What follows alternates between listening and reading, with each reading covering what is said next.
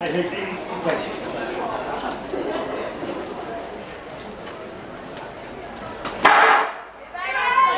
ollaan liikkeellä ja heti reilusti lähdetään vauhtia pitämään ensimmäisessä kaarteessa. Radalta 3 lähtenyt ja minä Forstaftereen Pyrinnön nuori nainen aloittaa ehkä kovinta vauhtia. Pitää myös kesän kärkitulosta hallussaan tästä joukosta.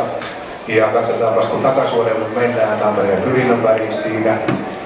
Joutuvat sitä radalla niin kuin sanotaan melkein kärkeen, mutta kaveri on siinä vieressä olkapäätä vasten ja aivan ryhmänä juostaan, joten mitenkään kovaa vauhtia ei lähdetty vielä tässä vaiheessa pitämään. Näin tullaan kaarretta, ollaan Moukarihänin takana ja ensimmäistä kertaa hetken tultua tähän pääkatsomon eteen etusuoralle ja totta kai asiantunteva yleisö silloin pistää aplodit peliin ja kannustaa viimeiselle kierrokselle näitä juoksijoita. Näinhän se menee tämä homma. Kuulkaa, pian täytyy 400 metriä, katsotaan niin suunnilleen tuon 400 metriä kulkemaan ja naisilla. Tuosta tullaan, Jarjaita Almatauntioilla, Venäjä, elikkä Maija Tukeva, Retro, Emina pois, juuri ne nuoret naiset, joita tuossa kehottelin seuraavaan juoksua esitellessäni ja näin se menee tuo homma eteenpäin.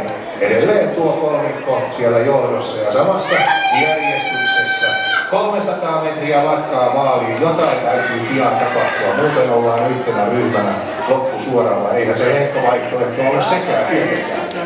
250 metriä matkaa maaliin. Kuka lähtäisi ensin alkuun? Nyt sieltä lähtevät.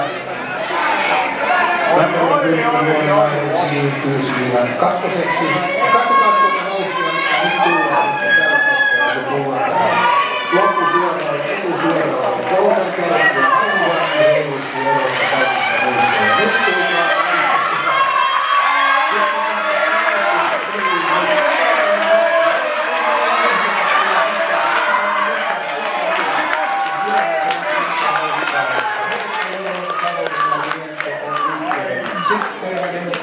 Tampereen Pyrinnö ja Maija Tukeva lähtenyt urheilijat. Siinä tuo kolmen kärki ja muista sitten joku sanomaan näin, että